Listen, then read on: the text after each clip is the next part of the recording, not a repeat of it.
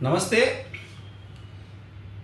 આજે મારી ઓફિસે મુંબઈથી એક મિત્ર આવ્યા છે જેમનું નામ છે નવીનભાઈ.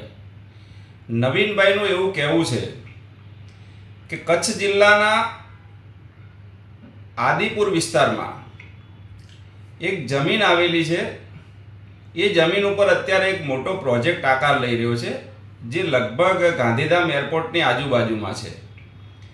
આ જમીનનો જે ઇતિહાસ છે એ ઇતિહાસ બી ઘણો ટેકનિકલી ભૂલ ભરેલો છે. એ સિવાય આ જમીનના જે માલિક છે એ માલિક ખોટી રીતે ખેડૂત થયા હોવાના એમની પાસે પુરાવા છે અને આ બાબતે ભૂતકાળમાં કેસ પણ થયેલો છે. એ અત્યારે મારી પાસે આવ્યા એ પાછળનું એમનું કારણ એકમાત્ર એટલું છે કે હાલના જે જમીન માલિકો છે એ એમના સગા ભત્રીજા છે અને એમના ભાઈએ ખેડોઈ ગામમાં ખોટી રીતે ખેડૂત બનવાનો જે પ્રયત્ન કર્યો હતો એ બાબતે જે તે વખતે ત્યાં ફરિયાદ પણ થયેલી છે અને એમનું ખેડૂત તરીકેનું પ્રમાણપત્ર રદ પણ થયેલું છે. એટલે એ પછી આ જે જમીન ખેતીની ખરીદવામાં આવી છે એ જમીન એ ખરીદી જ ના શકે. એટલે આ જમીન ગમે ત્યારે શ્રી સરકાર થવાની સંભાવનાઓ છે. એટલે એમનો આશય એટલો જ છે કે ભાઈ ભવિષ્યની અંદર કચ્છના જે લોકો છે એ લોકો આ પ્રોજેક્ટમાં ઇન્વેસ્ટ કરતા પહેલાં કે એમાં કોઈ પણ પ્રકારની ભાગીદારી કરતા પહેલાં કે જમીન લેતા પહેલાં આ જે કોઈ લોકો છે એના ઇતિહાસની ખરાઈ કરી લે, જેથી કરી અને ભવિષ્યમાં એમને પસ્તાવું ન પડે.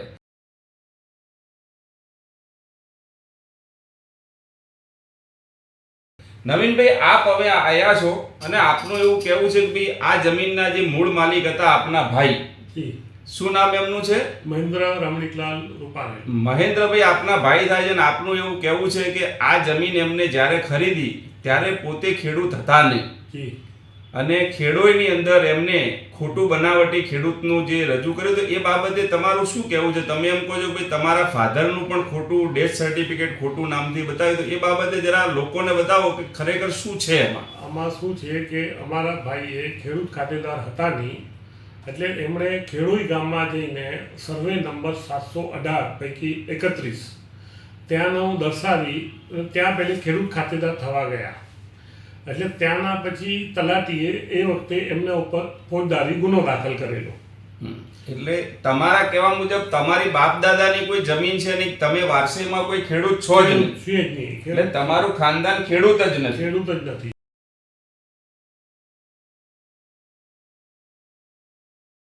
હા, પછી શું થયું? ત્યારબાદ અમારા ભાઈ જે મહેન્દ્ર રમણીકલાલ તેમણે મંગલજી વલમજી નામનો ડેથ સર્ટિફિકેટ એક નગરપાલિકામાંથી મિલીભગતથી બનાવડાવ્યું અને બીજાની જમીન જે સર્વે નંબર 608 તેમાં વારસાઈ કરાવી અને ત્યારબાદ એ સતત મહેન્દ્ર મંગલજી તરીકે બધી જમીનો લેતા ગયા. અચ્છા, તમારા જે ફાધર છે એમનું સાચું નામ રમણીકભાઈ છે પણ એમને નામ મંગલજી કરી નાખ્યું અને મંગલજી પછી વલ્લભજી છે, વલમજી. મંગલજી વલમજી. તમારા ફાધરનું નામ રમણીકભાઈ વલમજી. બરાબર. અને એમને જે નામ હતું રમણીકભાઈની જગ્યાએ ઉર્ફે કરીને મંગલજી. ઉર્ફે બી નહીં, ખાલી મંગલજી વલમજી. ખાલી મંગલજી કરી અને એમને ખોટે ખોટા ત્યાં પુરાવા રજૂ કર્યા.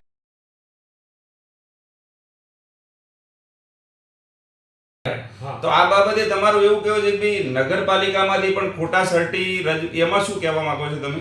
નગરપાલિકામાં મંગલજી વલમજી નામના 2 ડેથ સર્ટિફિકેટ લઈ આવ્યા. પહેલે એ લોકો ત્યાં અમારા જે માથક ગામનું હતી અમારા દાદાની જમીન, ત્યાં મંગલજીના નામનો ઉપયોગ કરી વારસાઈ કરવા ગયા. ત્યાં બી સફળ ન થયા. પછી તેમણે વસામેડીમાં સફળ થવા ગયા, ત્યાં બી સફળ થયા નહીં. તેમના ઉપર ફોજદારી ગુનાઓ થયા. ઇન બિટવીન એમણે એક જમીન 572 અને 574 હાલમાં એ લોકો 28 વર્ષથી એ લોકો પ્લોટ ધારકો અટકેલા છે. એટલે ફ્રોડ અને ચીટિંગના એ લોકો ઉપર કેસ થયા.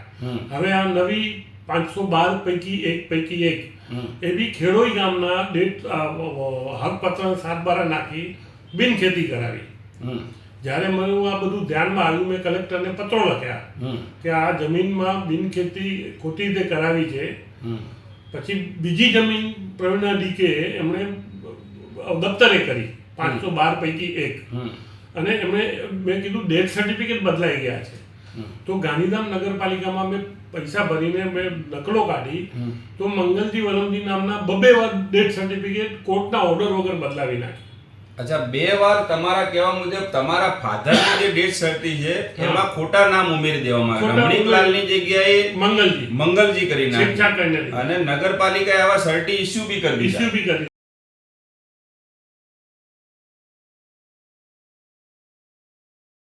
અચ્છા, બીજું 1999માં આ ડેથ સર્ટિફિકેટ લીધેલા 97માં 7 મહિના પછી 99માં રમણીકલાલ વલમજીના ડેથ સર્ટિફિકેટને આધારે અમે લોકો બધા ભાઈ બહેનો 7 ભાઈ 1 બહેન બધાએ અમે ગાંધીધામમાં પ્લોટ હતો ગુરુકૃપા હાઉસિંગ સોસાયટી, એ રમણીકલાલ વલમજીના ડેથ સર્ટિફિકેટના આધારે અમે બધા ભાઈ બહેન અને બાના નામે અમે લોકોએ વારસાઈ કરાવી. એટલે રમણીકલાલ વલમજીનો ડેથ સર્ટિફિકેટ ઓલરેડી અમે લોકો ઉપયોગમાં લાભ લઈ લીધો. અચ્છા, હવે મંગલજી વલમજીના નામના 2 ડેથ સર્ટિફિકેટ લઈ અમારા મોટા ભાઈએ બી રમણીકલાલ વલમજી અને મંગલજી વલમજી નામના બેંકમાં એકાઉન્ટ ખોલ્યા, અને મહેન્દ્ર મંગલજી તરીકે બધી જમીનો ખોટી રીતે લીધેલી બધી. એટલે તમારા ફાધરનું નામ રમણીકલાલ હોવા છતાં એમને મંગલજીના નામે બધા ડોક્યુમેન્ટ બનાવ્યા છે. હવે જે ખેડોઈમાં છે એ તો રદ થયું, એમાં તમે કીધું ભાઈ જે તે વખતે તલાટીએ ફરિયાદ પણ કરેલી ને એમાં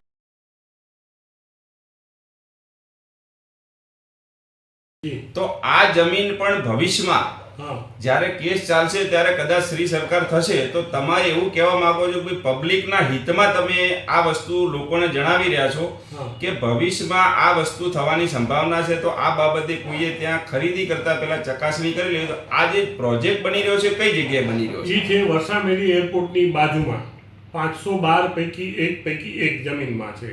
ત્યાં ગેરકાયદેસર જીડીએ પરમિશન આપી છે, તો ગેરકાયદેસર બાંધકામ બી ચાલુ થઈ ગયું, અને જીડીએ 3 વાર એમને નોટિસ આપી છે 8, 10, 12 મહિનાથી, પણ જીડીએ તોડતું બી નથી અને કામકાજ હજી ચાલુ પડ્યું છે.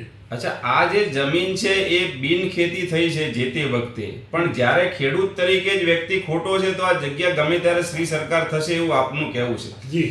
હવે આ વસ્તુ જે કોઈ અત્યારે જે હાલના માલિકો છે એ માલિકો દ્વારા આપના કહેવા મુજબ આ જગ્યા ઓલરેડી કોકને વેચાણ આપી દીધી, પણ અત્યારે આપણે જે ચકાસણી કરી એ ચકાસણી મુજબ તો હાલ એમના ખાતેદારના નામ બોલે છે. મારો છેલ્લો પ્રશ્ન આપને એ છે કે ભાઈ આ જે વ્યક્તિ છે એ આપના સગા ભાઈ હોવા છતાં પણ આપ આ વસ્તુ કહી રહ્યા છો, તો આ તમારા ભાઈ વચ્ચેનો મામલો છે કે તમે જાહેર રીતમાં પ્રશ્નને મૂકી રહ્યા છો કે કાલે ઉઠીને બીજા અનેક જે હજારો લોકો તમારા કહેવા મુજબ આમાં ભૂતકાળમાં 250 લોકો ઓલરેડી ફસાઈ ચૂકેલા છે, આ જગ્યામાં એ લોકોનો કેસ ચાલે છે, બીજા 15 જણા પણ હાઈકોર્ટમાં ગયા એમાં પણ કેસ ચાલે છે, તો ભવિષ્યમાં બીજા લોકો ના ફસાય એ માટે તમે આ કરી રહ્યા છો કે તમારો વ્યક્તિગત કોઈ ઝઘડો? એના માટે જ કરી રહ્યો છું સાહેબ. મારા સગા સંબંધી મિત્રો ગણને બધાને સર્વે નંબર 572 576 200 જણા એમાં પ્લોટ, એમાં 15-20 જણા મેં મુંબઈવાળાને બી પ્લોટો આપ્યા છે.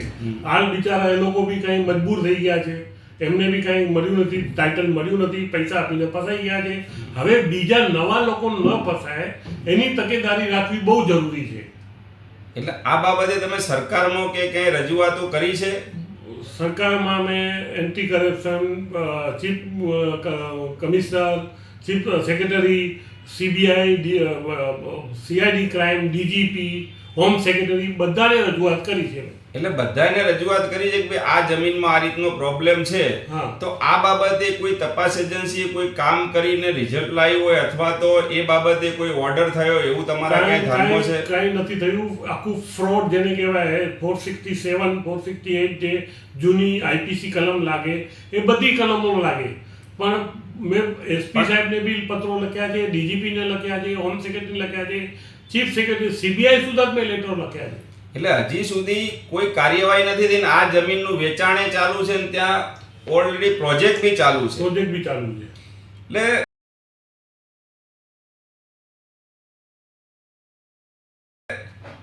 દર્શક મિત્રો, વાત એટલી જ છે અહીંયા આ ભાઈનું કહેવું એટલું છે કે આ જે જમીન છે ને એ જમીન ખોટી રીતે ખેડૂત બનીને લીધેલી છે, એટલે ભવિષ્યમાં જમીનમાં ક્યાંક પ્રોબ્લેમ એવો થાય કે શ્રી સરકાર થાય તો જે રોકાણકારો છે અથવા તો જે પ્લોટ ધારકો છે એમને પ્રોબ્લેમ થઈ શકે છે અને પ્લોટ ધારકોના અમુક પૈસા પાછા આપવાના કોર્ટે ઓર્ડર બી કરેલા છે. એટલે ભવિષ્યમાં કોઈ લોકો આમાં પોતાની જે આજીવન કમાઈને ભેગી કરેલી મૂડી પોતાની વેડફાઈ ના જાય, ફસાઈ ના જાય માટે થઈને એમને આ બધી વાત કરી છે ને એમને આ બાબતે મને ડોક્યુમેન્ટ્સ બી આ બધા આપેલા છે. એટલે કોઈ પણ વ્યક્તિ આ જગ્યાએ પ્લોટ લેવા ધારતું હોય તો એ મારો સંપર્ક કરી શકે છે, તો હું એમને પેપરો પણ આપીશ.